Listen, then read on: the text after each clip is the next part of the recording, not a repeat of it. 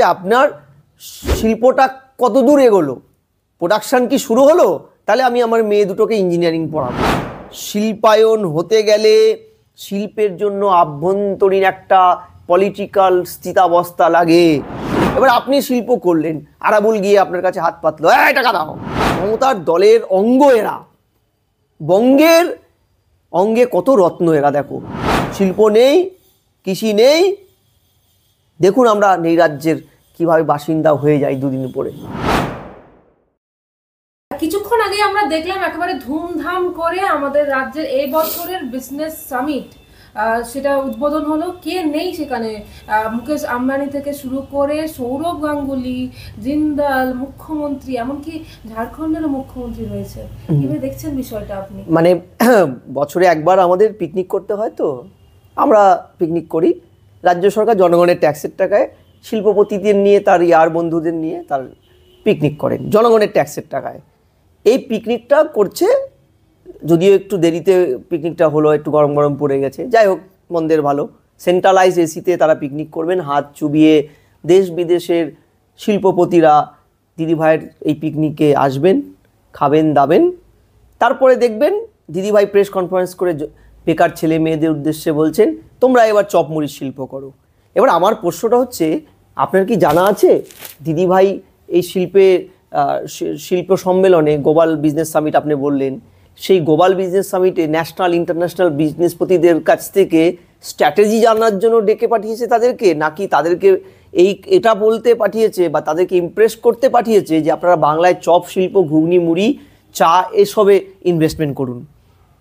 আমি জানি না, কারণ এই ঘটনাটা হওয়ার কিছুদিন আগে, 15-20 দিন আগেই নর্থ বেঙ্গল উনি ঘুরতে গিয়েছিলেন। ফি বছর যান, আবহাওয়া পাল্টাতে যান, উনি যেতেই পারেন, আমরাও যাই, আমার বাড়ি, ঠিক আছে, বেশ ভালো ওয়েদার। উনি গিয়েছেন, গিয়ে উনি কিন্তু ওখানটা একটা সুন্দর কথা বলেছেন, সেটা হচ্ছে চায়ের দোকানে চা রাখবেন, তো চায়ের দোকানে নিশ্চয়ই বোম রাখবে না। হ্যাঁ, চায়ের দোকানে চা রাখবেন, ঘুগনি রাখবেন, একটু মুড়ি রাখবেন, চপ রাখবেন।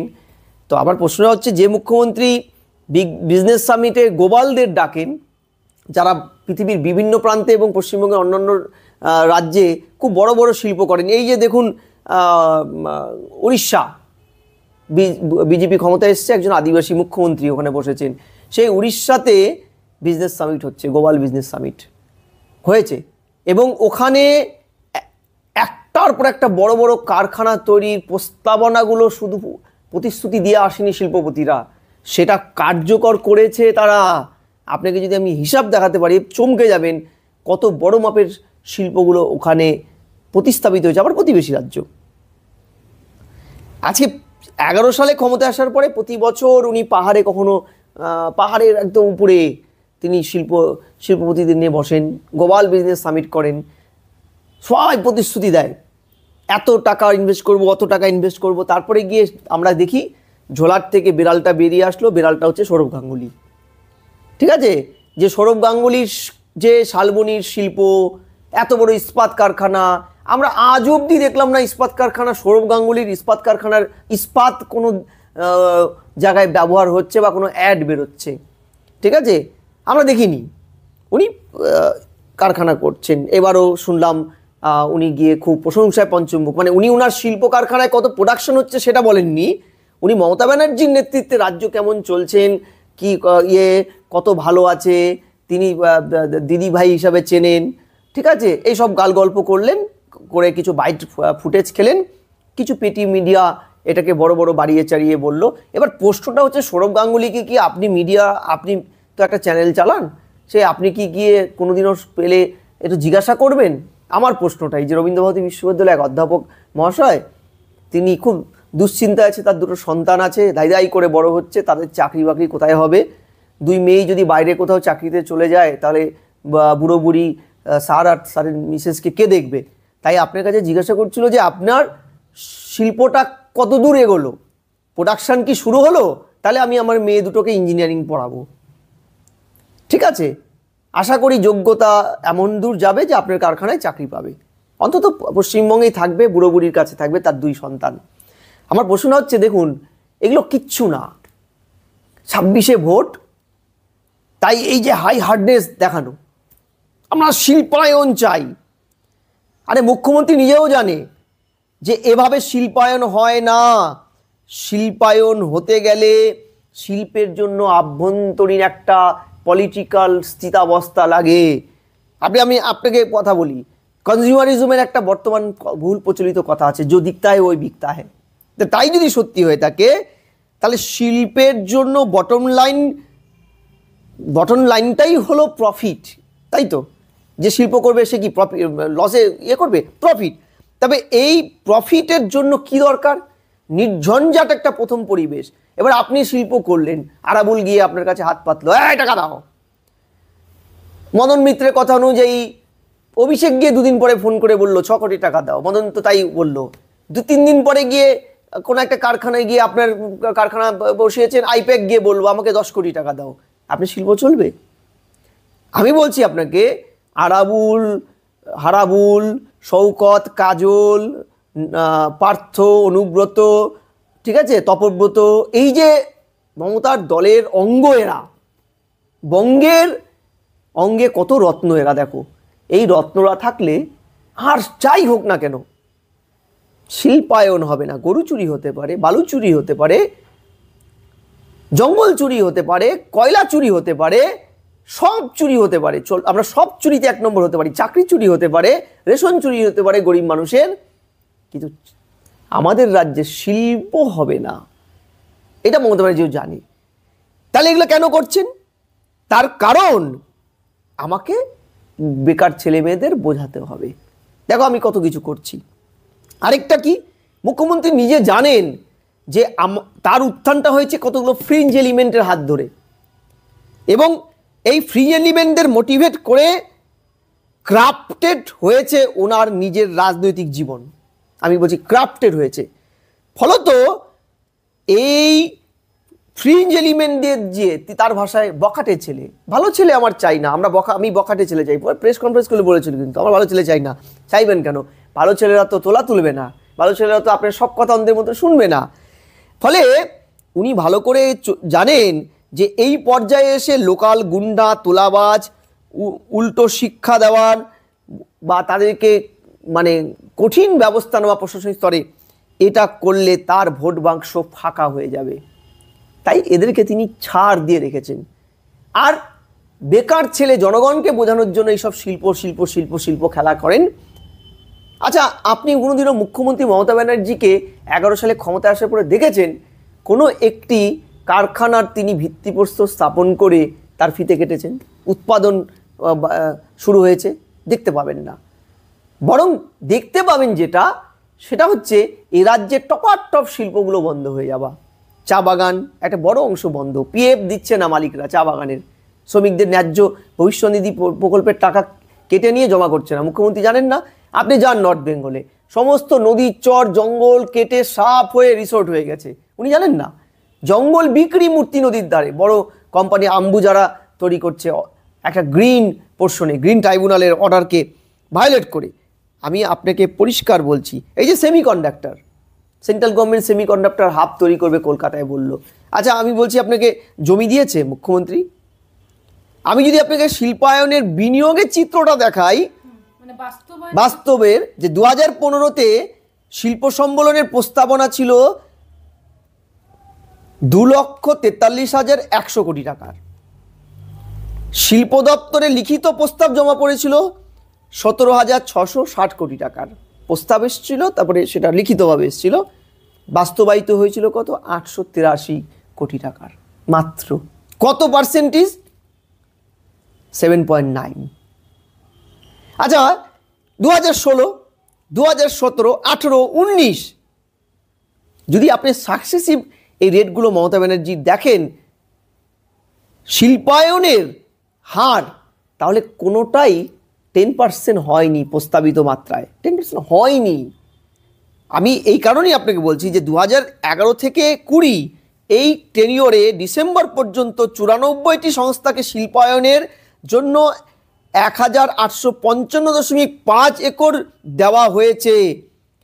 আর 10 বছরে 489টি সংস্থা পেয়েছে 1,623 একর জমি, অর্থাৎ 583টি সংস্থার নেওয়া গড় জমি 5.9 একর।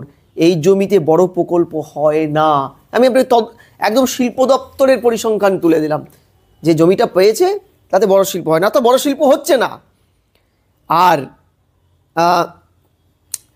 2022-এর 14ই সেপ্টেম্বর বেদান্ত ফক্সকম গুজরাটে 1.54 লক্ষ কোটি টাকার সেমিকন্ডাক্টর এবং ডিসপ্লে প্রোডাকশন প্ল্যান্ট ঘোষণা করলো।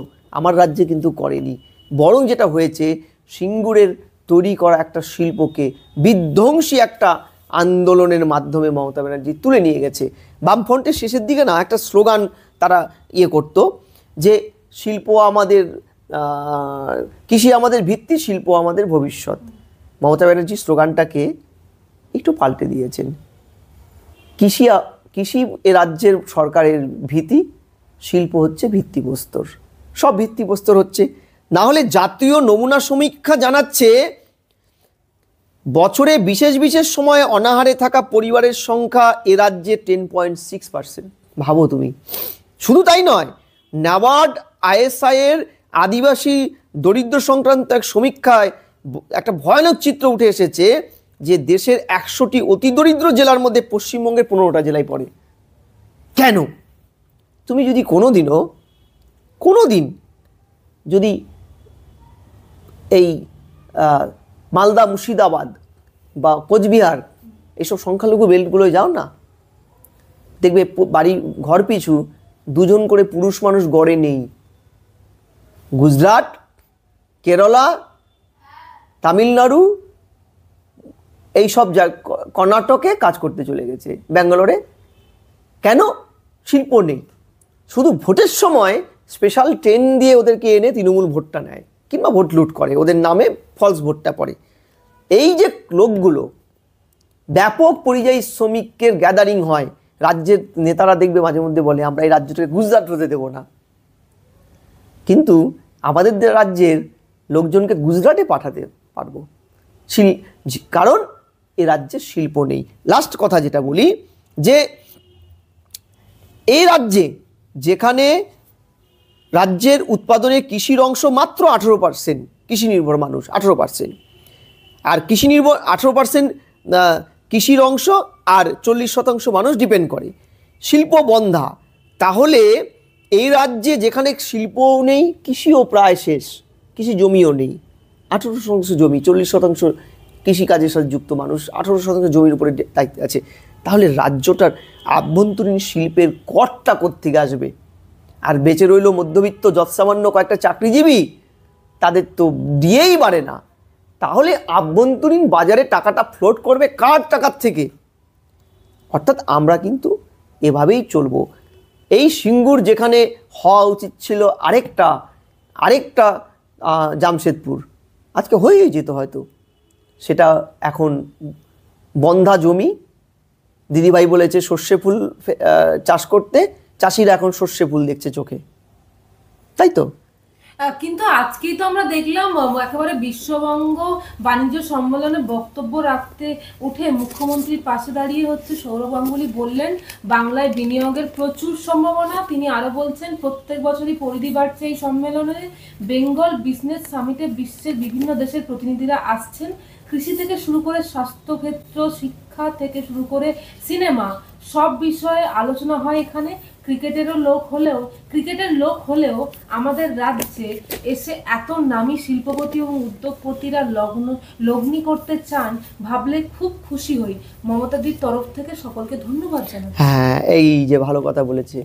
হ্যাঁ, উনি সেই শিল্পপতি, বামফ্রন্টের সময় বুদ্ধবাবুর খুব ঘনিষ্ঠ ছিল, সম্ভবত তৎকালীন পুরমন্ত্রী অশোক ভট্টাচার্যকে কাকাবাবু বলতেন তিনি।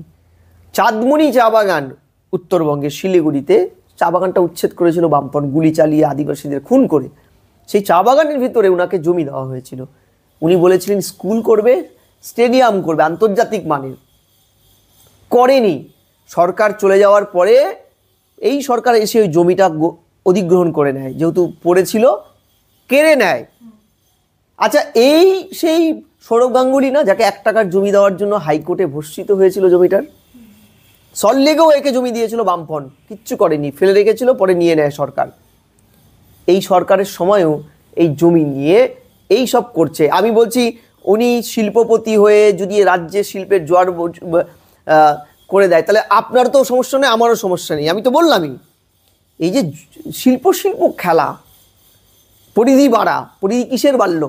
পরিধি বাড়লো, সংখ্যা বাড়লো, হাত ডুবিয়ে খাওয়ার লোক বাড়লো, আর জনগণের ট্যাক্সের টাকায় ফুর্তিটা বাড়লো। ইনভেস্টমেন্ট কিন্তু 1 টাকাও বাড়লো না। আচ্ছা বলুন না, কে এখানে ইনভেস্ট করবে যখন তারা ভিডিওতে দেখবে তৃণমূলের নেতারা তৃণমূলকে পাথর দিয়ে থেতিয়ে মারছে? 24 ঘন্টায় 5 থেকে 6 জন তৃণমূলের বড় মাপের নেতা খুন হলো, এমএলএ খুন হচ্ছে। তাহলে এই মন্তব্য করছেন কেন? না না, করতে হবে না। ইন্টারেস্ট বলে কথা, বলছে নাকি ফিল্ম নিয়ে আলোচনা হয়। আরে টালিগঞ্জের অবস্থা দেখুন, স্বরূপ বিশ্বাসের তোলাবাজির, অবশ্যই মমতা ব্যানার্জির অনুপ্রেরণায় আজকে এমন জায়গায় পৌঁছে গেছে যে 2-4টা যে সিরিয়াল হতো সেটাও বন্ধের মুখে। 2 দিন পর পর টেকনিশিয়ানদের সাথে প্রযোজকদের লড়াই, তাই তো? ইন্ধন কার থাকে? ওই যে অরূপ। আচ্ছা বলুন তো, প্রতি বছর মমতা ব্যানার্জি সমস্যা সমাধানের রাস্তায় নামেন, কিন্তু মমতা ব্যানার্জি কিছু করেন? তার কথা কোনো কাজে লাগে? কারণ তিনি যা বলেন আর যা করেন সেটা হচ্ছে হাতির দাঁতের মতন। হাতির দাঁত একটা দেখানোর জন্য হয়, একটা খাওয়ার জন্য হয়। খাবারটা ছোট হয়, ভিতরে লুকোনো থাকে। মমতা ব্যানার্জি সেই খাওয়ার ছোট দাঁতটা দিয়ে সবাইকে বলেন দলের লোকদের খা, পার্সেন্টেজ দলের ফান্ড টান সব যেন ঠিক থাকে। আর বাইরের বড় দাঁতটা দিয়ে লোককে দেখায়, দেখেছো আমি কত শিল্পায়ন চাই, বাস নিট অ্যান্ড ক্লিন যেটা দাবি। আর যেটা পরিসংখ্যান আপনাকে আমি বললাম, সেই পরিসংখ্যানে আমরা পরিষ্কার দেখলাম যে কি অবস্থায় আজকে আমাদের শিল্প আছে, কি অবস্থায় আমরা দাঁড়িয়ে আছি। এবং আগামীতে স্কুল বন্ধ হয়ে যাবে, কলেজ বন্ধ হবে, ছাত্র শিক্ষক সংকটে বিশ্ববিদ্যালয় বন্ধ হবে, শিল্প নেই, কৃষি নেই। দেখুন আমরা এই রাজ্যের কীভাবে বাসিন্দা হয়ে যাই 2 দিন পরে। অন্যদিকে দেখতে পাচ্ছি যে শিল্প পার্ক বা যে শিল্প তালুক যেভাবে দিনের পর দিন পড়ে রয়েছে, মানে আমরা দেখতে পাচ্ছি বালুরঘাটে 4 বছর পরে পাঁচিল হচ্ছে, মানে একেবারে জঙ্গল হয়ে গেছে এই শিল্প তালুক বা শিল্প পার্ক গুলো, পড়েই আছে তো জমি, মানে কোথায়? আপনি নর্থ বেঙ্গলে গিয়ে এবার রাজ্যের মুখ্যমন্ত্রী খুব বকাবকি করেছেন তার দলের নেতাদের। হেক্টর পর হেক্টর জমি শিল্পপতিরা কিনে রাখে, ফেলে রাখে, কিচ্ছুটি করে না। গরু চড়ে, শুয়োর চড়ে, গাধা চড়ে, ঘোড়া চড়ে। কেন চড়ে না? কেন হয় না?